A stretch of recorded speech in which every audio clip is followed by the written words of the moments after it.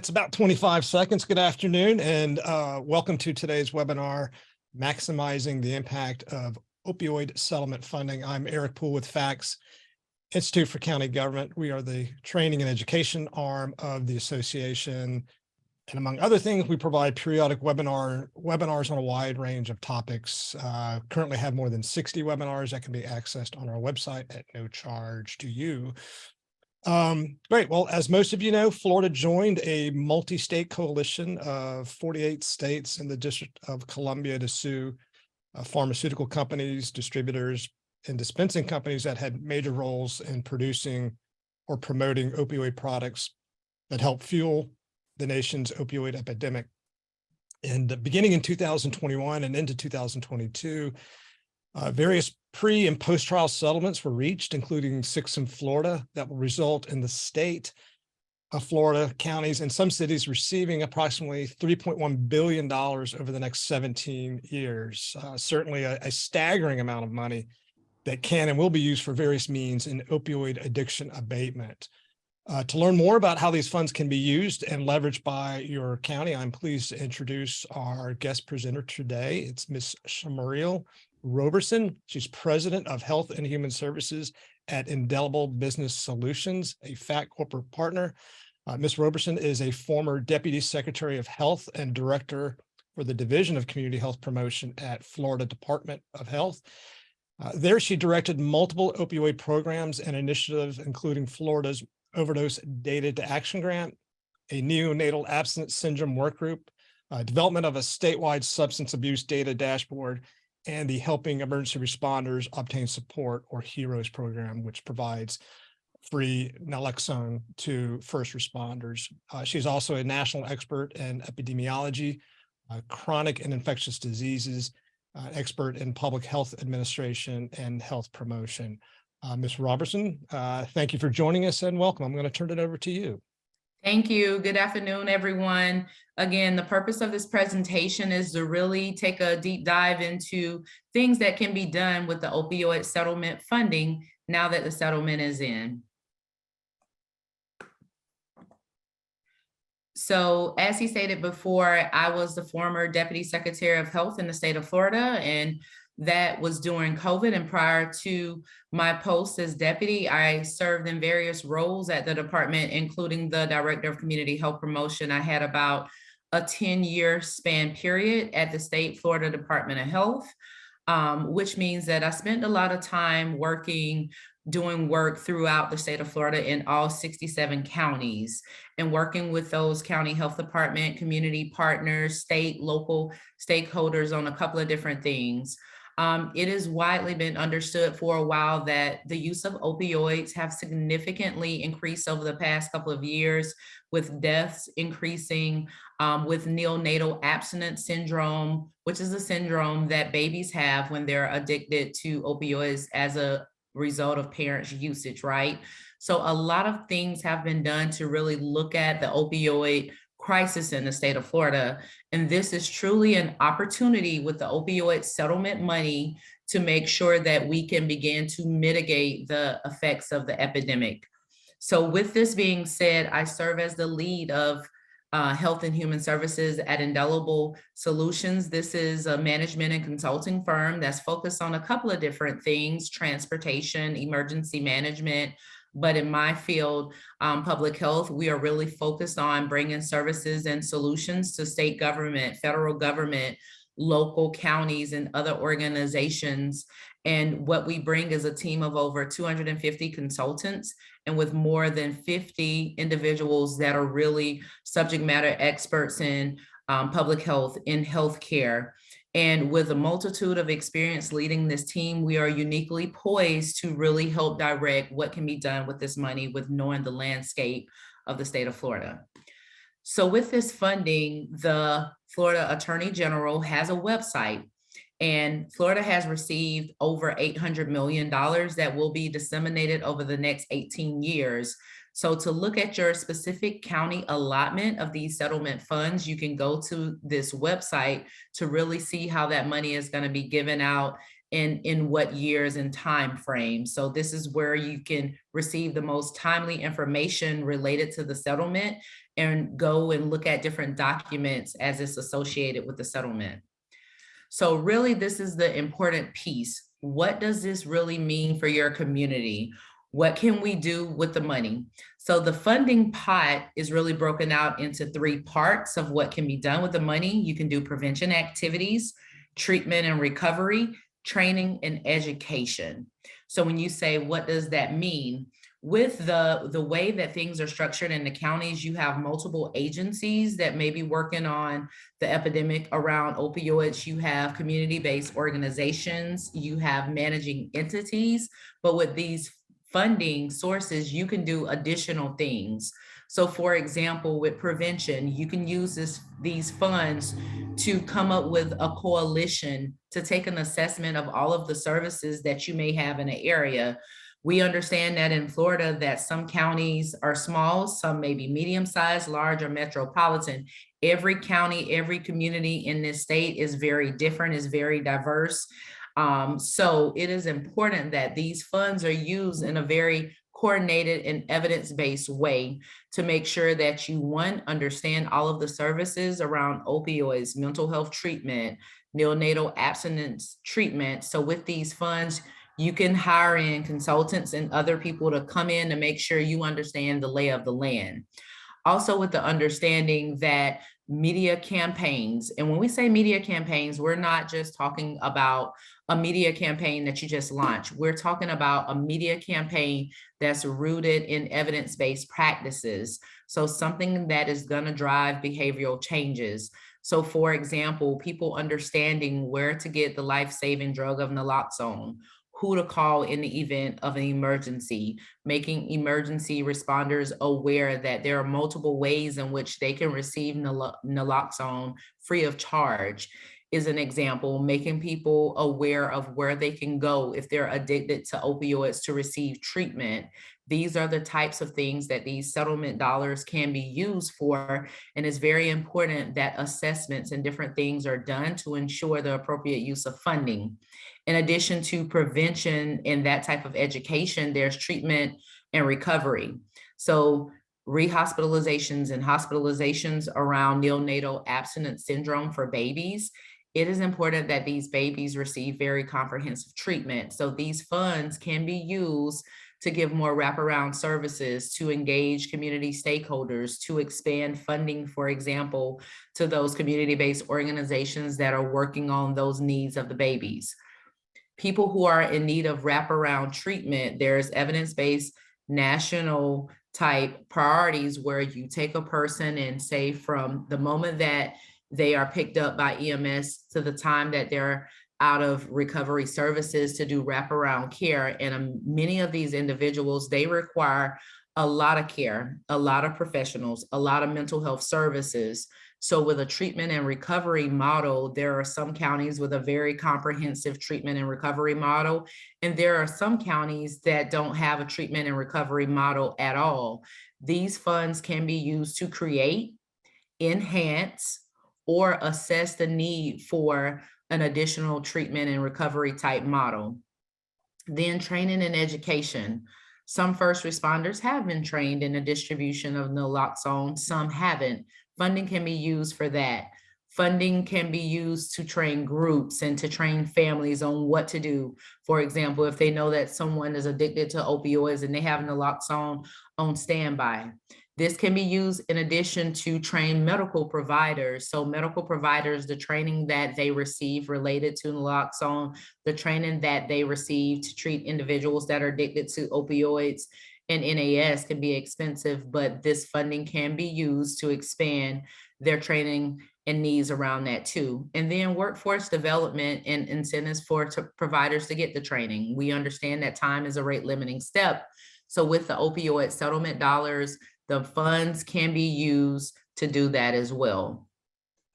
Now to talk a little bit about Indelible's capabilities and what we do as a firm. So in Health and Human Services, we often provide operational support. So what that means is we can do anything from strike teams as it relates to care to coming up with a media and outreach strategy. A lot of times from a public health standpoint, when you're looking to deploy a practice, say to mitigate opioids, having experts who understand the data, having experts who understand where the pockets are with opioid death outbreaks or overdose outbreaks, for example, is important to having a successful program. Having a team of consultants come in to really help you lay out and understand the problem, really having an eye for engaging stakeholders, making sure that we understand who in the systems of care in the community should be involved or is involved, right? Because a lot of times there are a lot of different groups in an area that are working on the same issue, and people are not aware of who's doing what and how that is related. So having an assessment to see where the lay of the land is related to opioid mitigation and abatement in a county is a recommended first step, because you need to assess and see who's providing the service, who are they providing it to. You need to understand the stakeholders in the community, doing some community assessments to assess their needs. What are medical providers saying that they're seeing in the emergency departments and the other healthcare settings, so that you can start. Once that assessment piece is done, there's an additional need for programmatic development. And programmatic development is just not doing programs as you think about them, but is making sure that the programs are data driven, that the data in that specific county is driving a narrative, and that there is a work plan with actionable goals to meet the needs. So actually moving the needle on overdoses, moving the needle on the reduction in ER visits around opioids, and really in the prevention piece, coming up with strategies that's going to be specific, for example, to young individuals, because over the past couple of years, there has been an increase in opioid usage amongst teenagers and young adults. So having campaign strategies that are rooted in evidence to ensure that it's driving behavioral changes, to really understand the need of a community before there's an outbreak, is very important. And these funds can be used to really give that wraparound work, to really give funds related to mental health and overarching services for individuals who've overdosed or, who are at risk of overdose. One important thing to note in the buckets of prevention, treatment, training, and education, the resource documents have guided and said that they are not being real prescripted. So this is an opportunity to make sure that the approach is tailored for your community. And working with Indelible, for example, will help you understand that, as we've done a lot of work before in this area around opioids, and really understand how to make sure a tailored approach is going to drive outcomes. With training and educational and technical assistance, making sure that people have the right amount of training, because every clinical professional is not trained to treat opioids. There are very specific training opportunities that people must have in order to do that. So it is important that, services such as the solutions that we're providing is implemented very early on. From a public health setting, 18 years, although it seems long, when you look at other diseases and conditions, it takes a long time to really drive outcomes. So it's very important at the beginning of this settlement to really take a deep dive look to see what is truly needed in a community, assess that, come up with a plan with goals that you can actually measure. That way you can provide transparency to the community. So one of the things that we provide, for example, is the solution of dashboards to ensure that you have real-time data on what's going on in your community around certain projects. One thing we can do is really comprehensive outreach plans. So a lot of times with the opioid epidemic, there are certain pockets where you see opioid outbreaks, and you have to respond to those things in real time.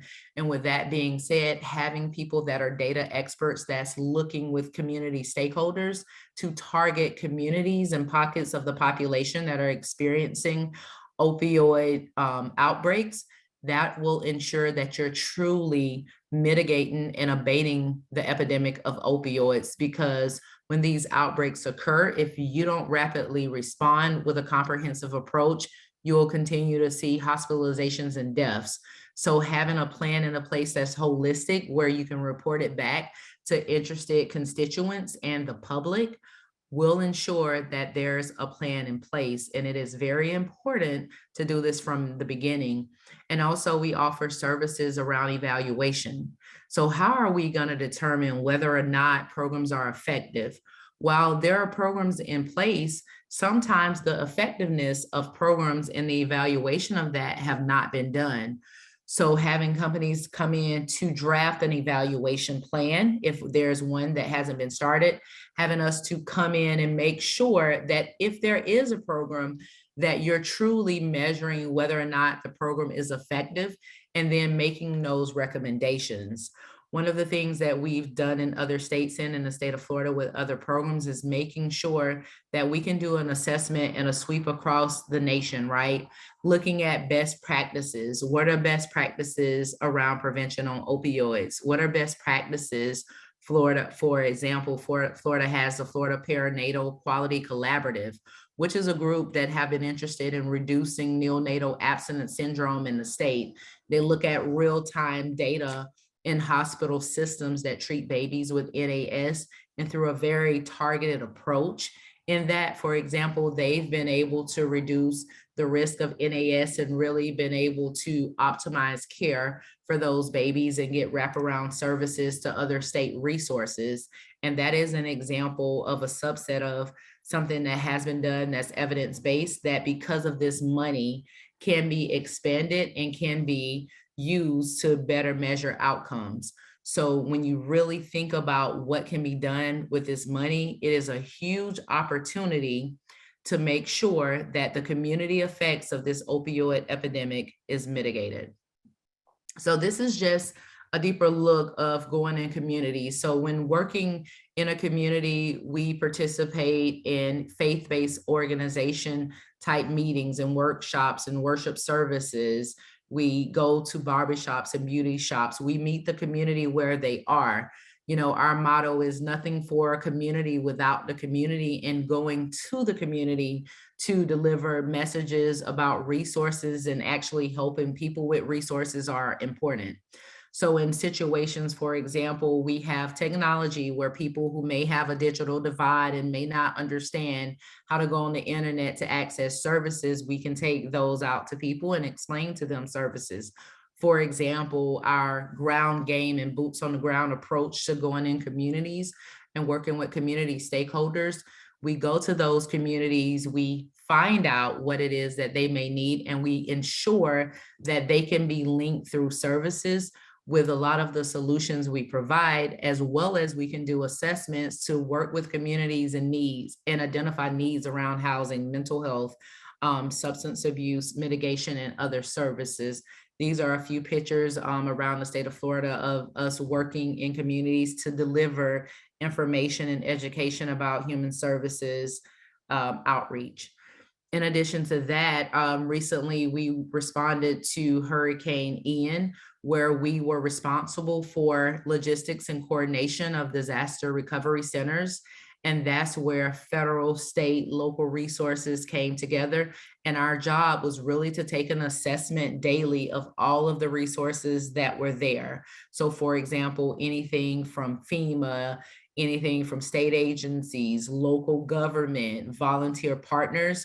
We were in a couple of different locations as the facilitators of those disaster recovery centers, making sure that in the time of recovery, people could come to a one-stop shop and be navigated. And we were the people that greeted them at the front.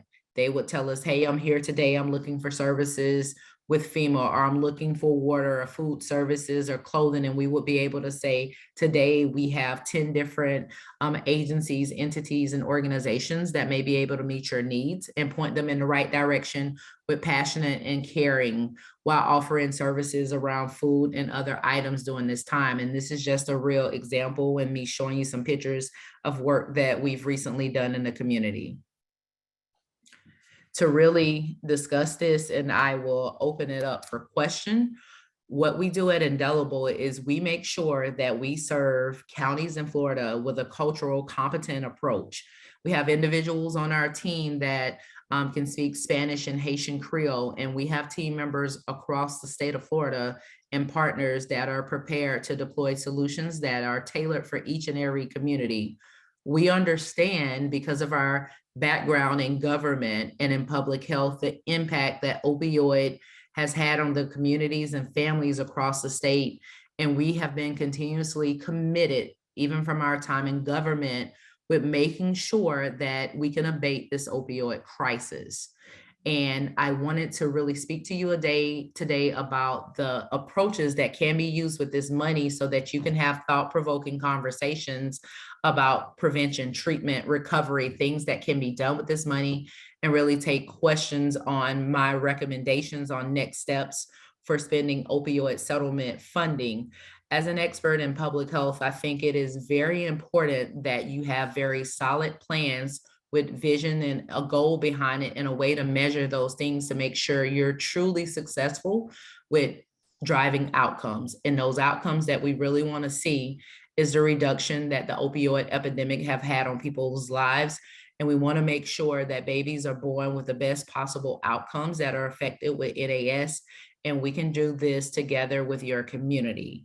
I will open the floor for questions now. Thank you so much.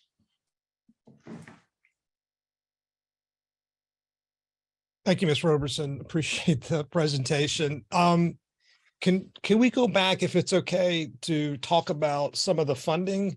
The state legislature is right now putting their, the House and the Senate has their budgets out. They're creating trust funds for the money to flow into the appropriate state agencies. Some of it going to Department of Health, Department of Juvenile Justice, DCF, ACA. So can we first talk about the funding that will go directly to local governments, how we can anticipate that money flowing down directly? And as a ancillary to that question, are all counties going to receive funding, or only those that signed on to the lawsuit? So on the Attorney General's website, there's a specific way that counties have to go on. And I have included the link here to make sure that they are taken apart in the funding. It is my understanding, based on this website, that some funding will go directly to some counties and some funding will go after the legislative process through appropriate agencies to different organizations and entities to be implemented. But I know that session is not over, so more to be determined. And I'm sure those agencies, such as Florida Department of Health, Agency for Healthcare Administration, or DCF, will put out additional things. But on the website, you can see what is expected and estimated for each county. And they do have a system to say if the money is going to go directly or if it's coming through another entity, but I don't have that right in front of me. But you can find it on that Florida Attorney General website. Great, thank you. And with respect to understanding, let's say I'm an elected official, newly elected, I've heard about this issue. What entity should I go to first to get a better understanding of the issue, the crisis in my community? Do I go to the department, my local Department of Health, a hospital? How do I find out a little bit more information on the current status and the entities that play a role? Excellent question. If you go to floridahealth.gov and in the search bar, you type in Florida charts. When you make it to Florida charts, there is a substance abuse dashboard that has data available on NAS. It has it available at the state level and the county level. And all you have to do is just press the button and you can see how many babies were born with neonatal abstinence syndrome. You can see how many ER, emergency department visits were conducted as a result and reported of opioids. You can look at opioid deaths by county and state. You can look at naloxone administration and distribution by county. So again, the Florida Department of Health has taken this data from multiple sources and put it on a substance abuse dashboard so you can really take a look at it by county. So given that all the different entities at the local level that could be involved in this, so we're talking about health professionals, doctors, mental health, law enforcement, is there generally one, if you're going in to do an assessment, is there generally one coordinating entity that ought to be involved in this, particularly given that we're going to have new funding, either direct or indirect? Should there be, in terms of the best practices, one coordinating entity at the local level, or should it just be kind of a large scale work group that works on this together strategically? One thing I've learned about Florida in my time as deputy, no one county in Florida is the same. That is one thing that I know. So with that being said, I really think taking a look at what is already existing in the county around opioid crisis, for example, and who's already the coordinating entity.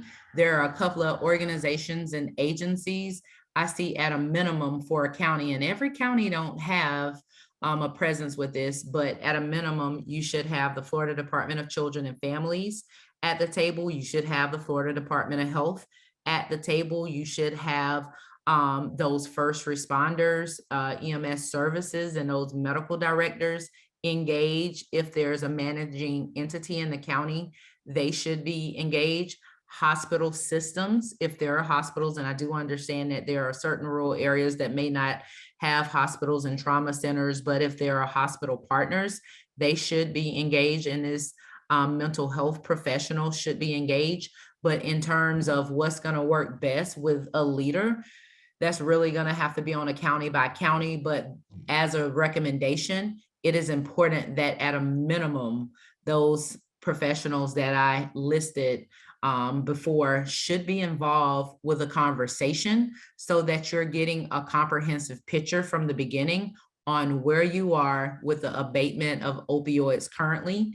And I can tell you from experience, I've seen anything ranging from a very comprehensive system. For example, in West Palm Beach, they have a core system where they've trained, specialty hospitals and providers on the treatment of opioids. And they have a wraparound care for when they leave certain hospitals for housing, for different services related to mental health. You can have a very sophisticated system in a county, and you can have a county that doesn't have a plan or a system or stakeholders at all who have been engaged in mitigating the opioid crisis. So when this money is in, as an elected official, taking a look at who's really leading that charge currently, if anyone is leading it currently, would be very important so that these funds can be maximized. And can you elaborate a little bit more on what a managing entity is? So a managing entity is an organization that provides services related to substance abuse in counties, and they receive federal and state funding and potentially other funding from local organizations in the county to make sure that they can do services around substance abuse and mental health. And they work in close part with the Florida Department of Children and Families and some of the other agencies to make sure that they can mitigate effects on substance abuse and mental health across the state. Thank you. And I want to go back to what you said was important first step for a community, which is an assessment, something that Indelible does. Can you talk about, if I'm a community, I'm a county, and I want to do such an assessment, and if the county were to come to Indelible to have this done, can you kind of walk me through some of the steps for that and how that might get funded? Yes. So for example, and we've done work at local municipalities before, how it will work is we would go into contract with that organization or the county, for example, and then we would really scope out in that contract, how the assessment would be done. What are the deliverables? We would give you a dashboard, reports, the type of assessment that we would do. We would make sure that we went out and we catalog for you, right? We wouldn't assume that you would know if you gave it to some, great, but we would catalog all of the agencies and organizations that were related in abating the opioid crisis. So we would look at who they were targeting. We would look at the services they were providing. We would look at their funding sources, who were funding them. We would look at the types of communities they're serving. We would look at the populations and the zip codes where they were, providing services so that we could help you identify gaps in services, right? We would look at the current data that was available to make sure, even with the existing data, because this is not an easy topic to look at. And, I'm an epidemiologist, so understanding data needs and what the data is, the availability of the data, the lag time in the data, because there is a lag in real-time data with opioids. That's a current issue. So with the assessment, we will really break out for your county, what are the current needs, what are the current numbers of opioids, what's going to be the frequency of these updates from the reporting entities on these numbers, and how you can continue to monitor if there were additional things and recommendations that we would have. For example, sometimes to get the data set on hospitalizations, there may be a year lag time before state agencies put that out, but working with hospital systems and community stakeholders to quickly identify outbreaks would be a recommendation that we would give. And we would kind of give examples on best practices in that assessment. So say, for example, I'm in a county and they didn't have a lot of these things, and you say, Dr. Robertson, I don't have anything for you to assess because we don't have services. What I would tell you, an assessment on who could provide these types of services, or other vendors that could be contacted to do some of these wraparound services, would be important to identify. And then assessments to look at other counties that are similar in demographics, in size, in a lot of other type social factors, and what they are doing and what other rural or median size counties are doing to combat the issue. So really consulting and bringing you back a menu, a list of options that could be best for stakeholders to identify and use, and especially coming in with a non-biased eye, not being, local for any county, but coming in to truly take a clean snapshot of, this is the lay of the land. These are best practices. Here are recommendations that you can deploy. Here are metrics that you could see that would make sure that you're measuring efficiency, is what an assessment could do to make sure that we assess, and then we could come back in and write a plan for how opioid services could be delivered over the course of the next few years to truly ensure that you're going to drive change related to the opioid epidemic. So the assessment, the plan it's a community plan, right? It is So a community plan. it's for the whole community. So in these situations, where have you seen where the counties have plugged in the most effectively? What role have they, or do they play? And once an assessment is done, because I'm assuming anybody can, not anybody, but another entity within the community could ask for an assessment to be done. It could be a hospital, I suppose, but where have you seen counties plug in this process? So with the counties, there is something, every community has a community health improvement plan. And with that community health improvement plan, certain other factors and needs of the communities have been assessed, right? Hospital systems come in and they have a portion in the community health improvement plan, but really taking it a step further, a lot of these plans that are currently being done, they have an array of different things that they're looking at, but really to truly take a look in real time. And a lot of these assessments that have been done is a snapshot in time, every 3 years, every 5 years, but taking a look around all of these things specifically towards opioid and opioid related factors would be important. And what I'll say is, having a system within the system do an assessment can sometimes get a little biased, because there can be a competition on services, who's going to deliver in a lock zone, who has free distributions, and all of these different things.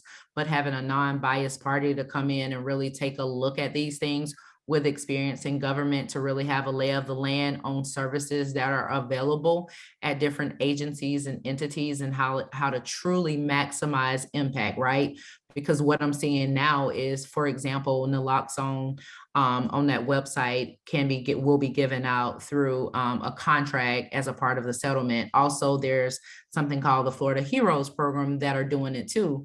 So for example, making sure that entities understand what resources are available and making sure that people understand we can maximize it here, save funds over here for this. If we get it from this already existing state pot is important. So I say, what we do offer is a more comprehensive approach to look within that county, but also look outside of that county, looking at other counties and state and federal resources to be able to make sure that you maximize the funding, and not just funding, but the other resources related to this is a very succinct and a very niche skill that we bring. Well, great. Thank you. I don't see any other questions in the chat. I think two things that, well, you mentioned that in terms of funding, that people can go to the State Attorney General's office website to look at the funding streams. State legislature is still negotiating their budgets and working with the governor's office for that. If someone wanted more information just on the broad scope of abatement and prevention and those kind of things, can they go to your website, or is there another place that you would recommend? I would recommend if you want to have a discussion, a little bit deeper dive of a discussion on your county's data, where I could really get in and look at charts and really talk about our service offerings, you can feel free to send me email, and I would be more than happy to have a deeper conversation that's more focused on your county, community, and area that you want to take a look at and/or region. Awesome. Thank you. Thanks for the work that you do. And thanks for the partnership with Florida Association of Counties. And thanks for coming on today. Thank you.